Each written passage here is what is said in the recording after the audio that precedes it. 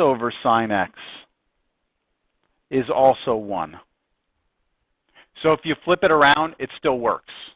You still get 1.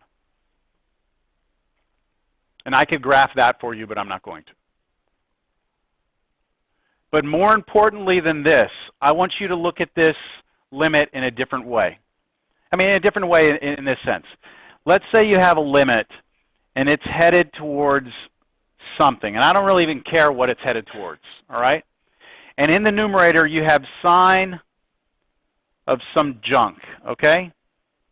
And then denominator, you have the junk again. So the junk is like the x, okay?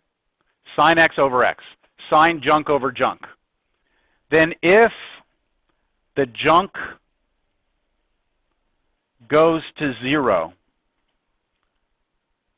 so if what's inside that, the junk in there, if that goes to 0, then the answer is 1.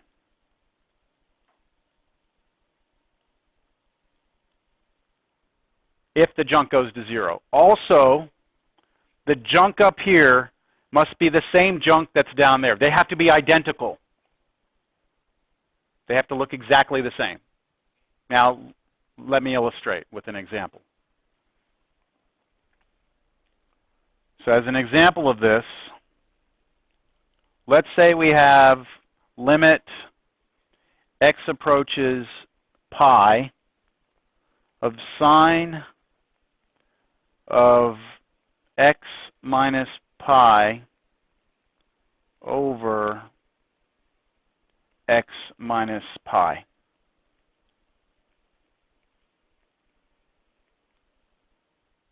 What's that? As you try and plug in, right, and you try and do a direct substitution, x is pi, you get pi minus pi. What's pi minus pi? 0, right? And on the bottom, you get pi minus pi again, you get 0, don't you? So would you agree that the junk in each of these they're both going to 0? Yes? And they are identical? They look exactly the same? Your answer then is 1.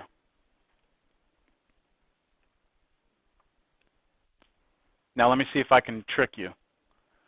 What's the limit x approaches 2 of sine x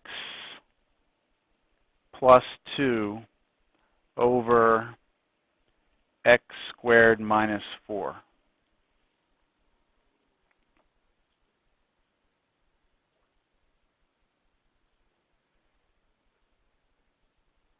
I'm sorry, make that x minus 2 inside the sign. Pardon me, that was a mistake. So what's happening up top? You got sine of what? 0, which is 0, right? Over 0. So they're both going to 0, aren't they? So the answer is 1? Why not? The junk has to be the same. The junk in the sign and the junk on the bottom, they are not identical to each other, are they? One of them is x minus 2. The other one is x squared minus 4. They must be the same.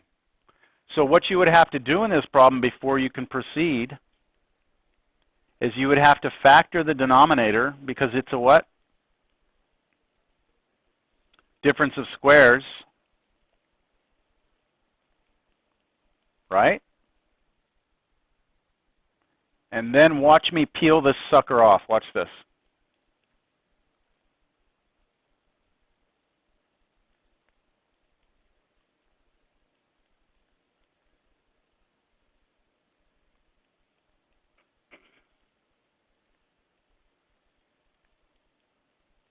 Do you agree that that's the same thing? Taking this right here, if I split it off, I'm basically taking the x plus 2 and I'm peeling it off over here and making it a 1 over x plus 2. So I have two things being multiplied, right? Now look at this. Isn't this the same? Don't you have junk, junk? They're identical. They both go to what place? They both are headed towards 0, right? So what I can say is that this first part here is headed to 1. And where's the other part headed? 1 over 2 plus 2, 1/4. So your answer is not 1, it's 1/4. See the difference? So you have to work a little for this one. It's not as clean. So I don't want you to get into the habit of, oh, anytime I have sine of something over itself, it's 0. Here's another one that trips people up. Be careful. Limit x approaches 1, sine of x minus 2 over x minus 2. The junk matches, doesn't it? But you don't get zeros. When you try and let x be 1, you don't get zeros for each of them. So what would the answer to this be? Well, just plug it in. Sine of -1 over -1. Isn't sine of -1 a number? Yeah, it's something. And then -1 is a number, number over number. You get a number here, so you just get some answer. I just see a lot of times students will see, like, they'll see sine of something over itself, and they just automatically are like, 1. It's 1. But sometimes it's not. It has to have the same thing, and they both have to be going to 0.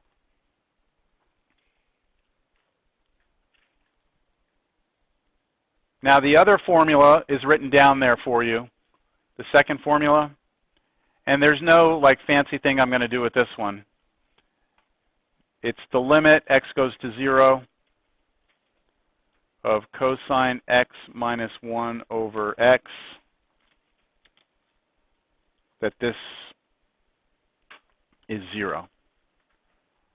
So this is another one that you need to know, but you don't have to know why. You have to just take it on faith again. And you can check, if you try to plug 0 in, what's cosine of 0? 1. 1 minus 1 is 0 over 0. So you do get 0 over 0, but this answer turns out to be 0. So if you were to graph it, it would head to 0.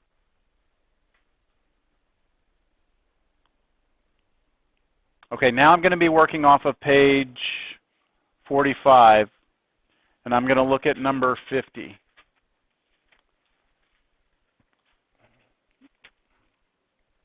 Does this seem like a long class? Yeah? That's because it is.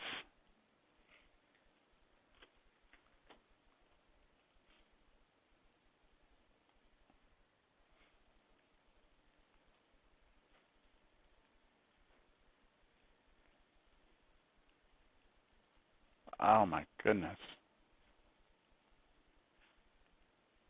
Okay, I'd like for you to,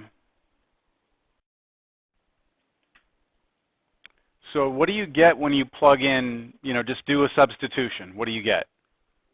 0 over 0, right? So you know you have to do something. But you've got this sine stuff, so because of the property I just gave you, you know that you can try and maybe get it to be 1 if you have the junk and the junk matching and stuff, which you don't, do you? So did anyone have any? Huh?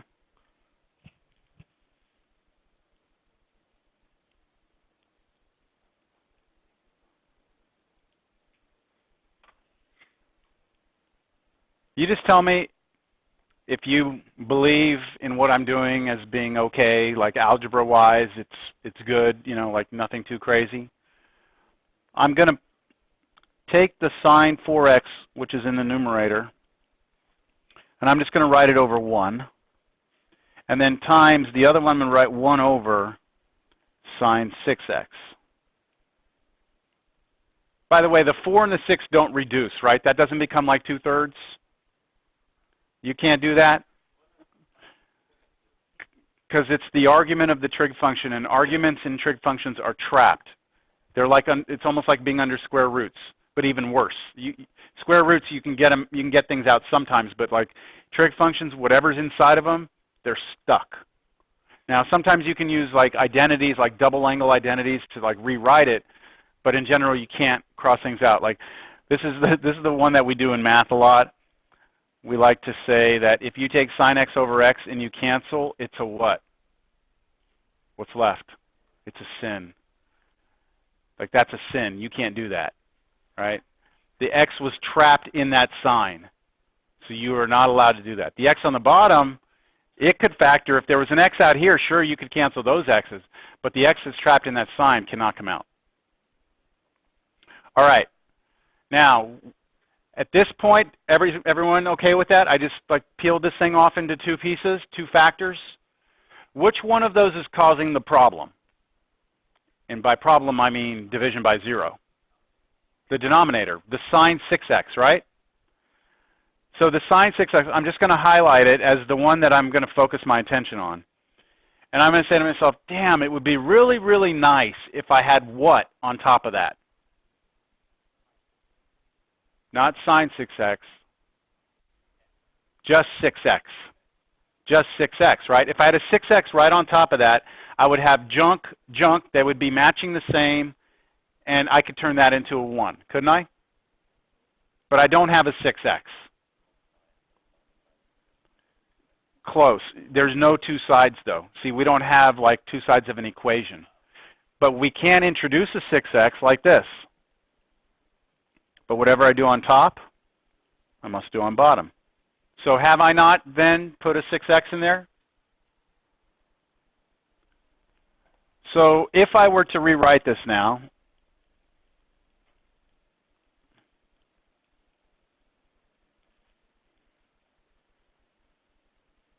I could put that 6x on top of the sine 6x by sliding it over. Because it's multiplication, I can do that, right? What would still be left over there? 1 over 6x. So tell me now if I've overcome the issue. I mean, remember, the issue was that this denominator was becoming 0, wasn't it? When I was letting x go to 0, this was becoming 0. I was having division by 0. By introducing the 6x over 6x, that's now going to become a what? A 1, right? I don't have division by 0 anymore. But what have I done? Look at this one over here. Didn't I introduce a 6x on the bottom? What's that going to become when I try and plug in 0 for x? 0. I'm going to have division by 0 again, right? I don't understand what 6x over sine 6x. Because of this rule right here that we were doing, this junk, remember this? That was 1. But right here, I said it works the other way around. Like if it's flipped over, it still works. Good question. I was hoping that I knew I kind of skipped that, but that'll work either way as long as the junk's the same and they both go to 0. So I'm going to put a little check mark. This is good still, right? Because what's that going to become if I do this? 0 on top, right? Sine of 0 is 0. 0 over 1 is 0. That's all right. This one's going to become a 1. I'm happy. And then this one, shit, right? I have division by 0 again. I mean, that's really, I mean, it's like I fixed one problem but created another one. Right? But we're trying to be clever here. It's the x that's causing the problem, isn't it? What can I do with that x? I'm going to use this, the power of the two formulas I gave you. I'm trying to use that. What would it be really nice to have under that sine 4x? A 4x. Don't I have an x right there? The x that's actually causing me the problem could be transferred, slid over, and ooh, I went too far. Slid over and placed right underneath here. Now I can slide it because it's all multiplication, right? Multiplication is commutative. You can move things around. But what am I still missing?